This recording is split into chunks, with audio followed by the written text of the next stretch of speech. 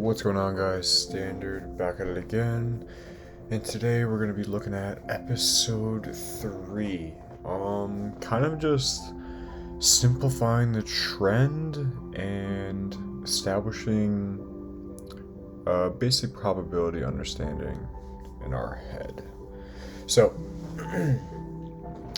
first thing we're going to be going over is moving averages. So as you can see right here on my screen, the top left of the chart, we have the EMA 10, EMA 20.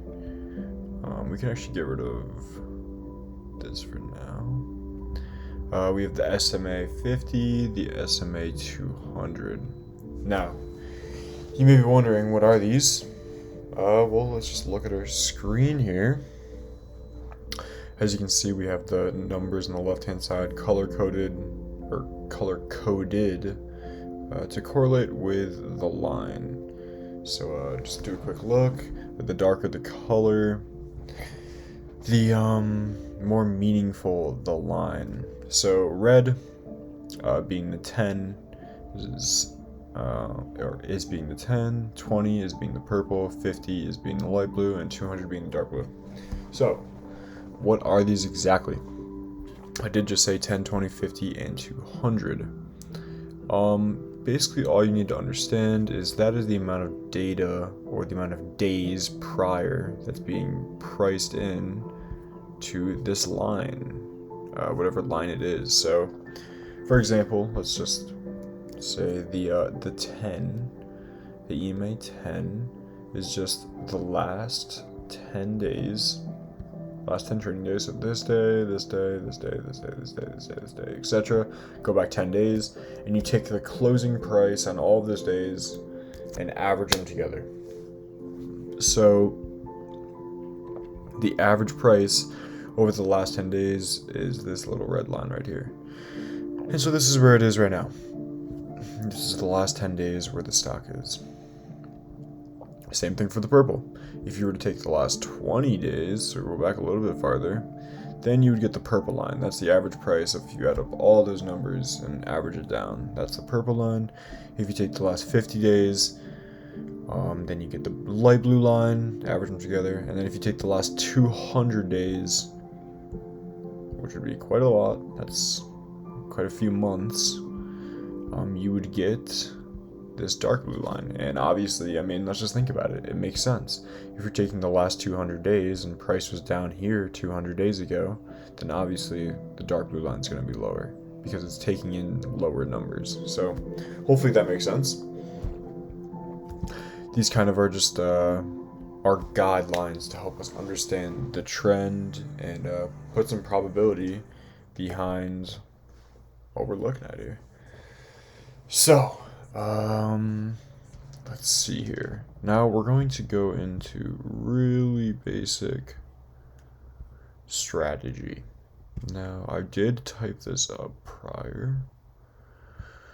I should probably zoom in a little bit because this is going to be what we're focusing on, just these two here today. Okay, where is the overall market trending? So we have these indicators right here, and as you can see, they're also on my chart. And what we're going to do is just establish some kind of like meaning behind them. So this would be most powerful, a little bit weaker, weakest. That's how we feel about these in terms of strength, in terms of the trend strength. So, as we can see on the S&P 500, we're just going to be looking at these four things. Keep it really simple. Where's the 200 SMA? The most powerful thing. It's all the way down here. We're way above it. And if we're above it, then that means we can continue to go up. Now, where's the 50 SMA? This one's pretty powerful. Where's that at? Oh. We bounced almost right off of it. We're above it. Then we're going to keep going up. That's simple. Where's the 20 EMA? Which is a little bit weaker, but it still has meaning. Of course it has meaning. We're above it. We closed above it. Oh, then we're going to go up then. It's just more of a likelihood that we're going to go up. Where is the 10 EMA, the weakest, most recent? Still very, very meaningful. We actually closed right above it. So what does that mean? We're likely to go up. So we're just checking off the boxes in our head. Super, super simple, because all we have to do is just look at the lines and understanding where we are in relation to all these lines. So for the S&P today, we can say up or above, above, excuse me, above, and above. We're above all the key moving averages. We're good to go for the upside. If we're going to take a bet, it's to the upside. So, where is the major? What is the major trend and what is the minor trend? Well, if we were to look at weakest and most powerful, I think it's pretty easy to infer. The 200 SMA is the major trend. What is the minor trend? Obviously, the weakest. So the 10 EMA.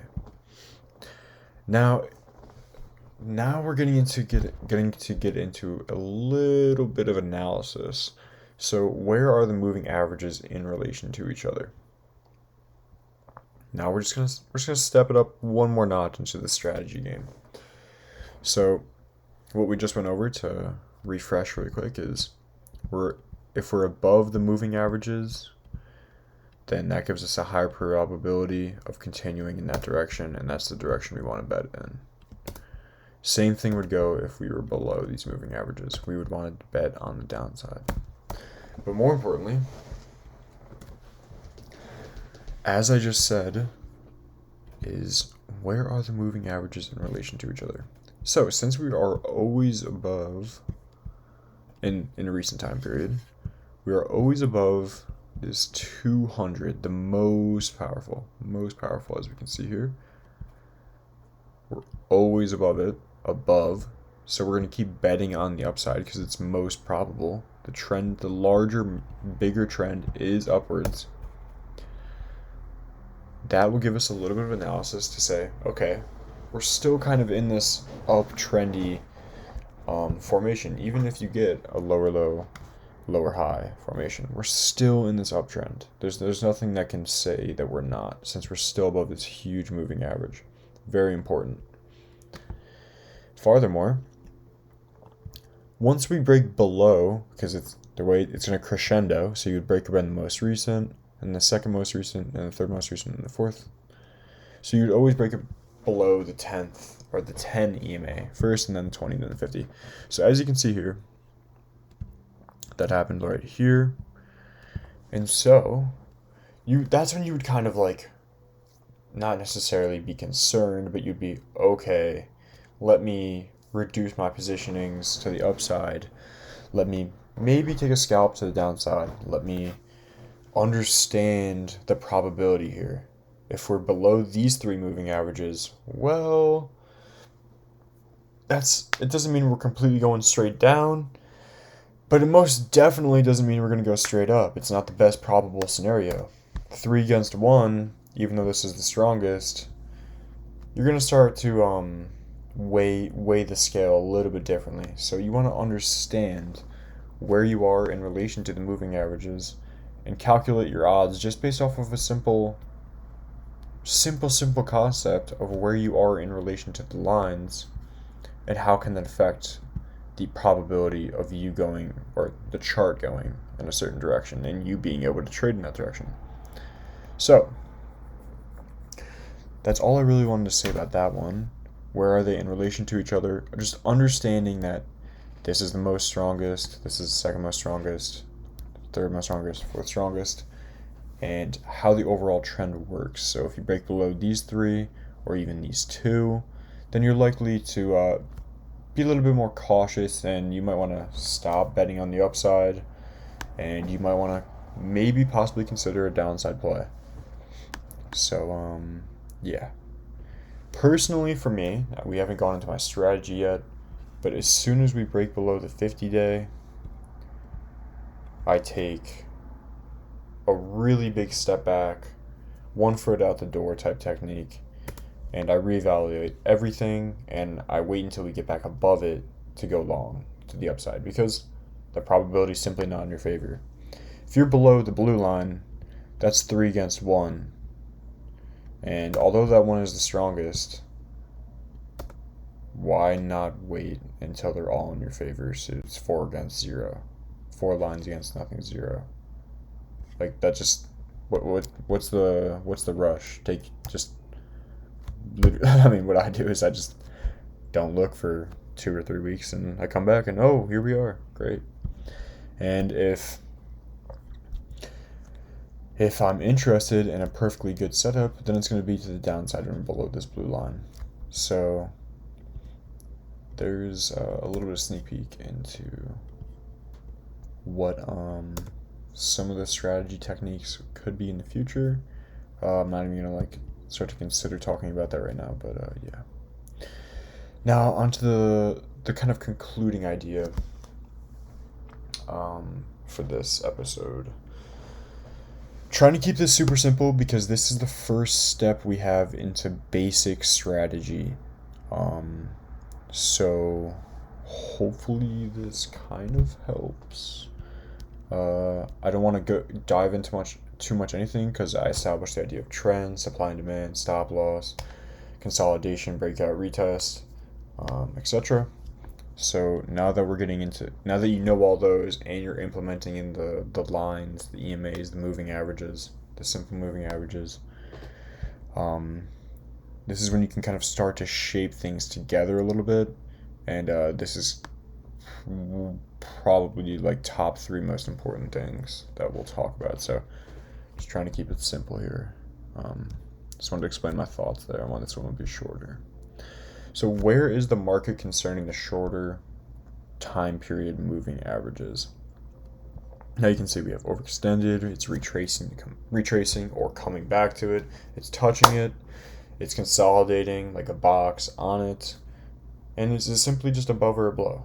That's what we were kind of talking about up here. As you can see, we labeled it. So overextended in terms of shorter time frame moving averages, so we're just not going to look at these ones. Now, you can kind of see here, we're almost always not necessarily on top of or on below, like right on it, but we're basically just, the lines are following the chart, or the chart is following the lines, whatever you want to say. So, there must come to a point when you're overextended, and more often than not, then you retrace back. It seems like we can only get so far away before eventually it comes back. We can only get so far away before it kind of has to go sideways a little bit. You see what I'm saying here? So that's the idea of overextended. So if we are really far away from the red and the purple line, or even just simply, honestly, the red line, this is what it's called being overextended, and that just means you're a little bit too far ahead. The trend got pushed a little bit too far, and it might kind of signal, or this is what it signals, there's possibly a minor pullback or reversal soon. So when you see these big waterfalls and you're like, oh my god, it's so obvious, let me jump in there and join the trend. Now that you have the lines in your favor, are we overextended? Let's check. So, the idea is just when you're really far away from these lines, there tends to often be a retracement back to the line or a period of sideways action to let the line develop downwards towards you. So either way, you're getting closer to the line. It's very, very simple. As you can see, here's an example. Over here again, there's tons of examples on this chart alone. Here's another example right there as well.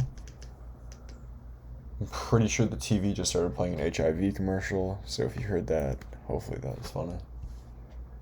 I'm sorry if you ever had HIV yet. I'm not meaning to laugh at you. That was just really out of the ordinary. I wasn't expecting to hear about HIV right now. But yeah, you can see overextended over here, pretty dang far away. That's the line was at 51.82 here, and price was at 52.40. 60 points away is pretty freaking big. As you can see here, 52.20 for this line, and we were at 5,380 points away. Pretty freaking scary. 50, 60, 70, 50, 75 here, and this is almost 100 points below, a little bit more, 49.70 for the close. And you can see that just kind of like registering, not necessarily the math, but getting a judgment for the distance. You will often get these little just retracements when you're really far away. So, yeah, the overextended leads into the retracement. So now it's like, okay, we're overextended. That will lead us to retracing back to the line. So this is just kind of taking the next step. If you're overextended here, and this is all you see on the chart from this point to the left, you're like, okay, we're likely to retrace or consolidate, that's why it's right here, until we touch the line. So that's the general idea. So first thing you want to check, are you overextended? Okay, you are. Then what's most likely to happen next? You either consolidate or retrace back to the line. And so then the only thing that's left is you're touching the line. So just kind of understand where you are in terms of the line and what that might mean for you. Now, the idea that we're going over in this video is simply just evaluating the strength of the trend. So I can't dive into it too much, but just understand what is the trend. Are we overextended on the shorter time frame? Should we retrace to come touch it? And or should we consolidate to let the line come up to us? So hopefully that makes sense. Again, just super simple strategy here. Where are we in relation to the lines? The lines method. The lines.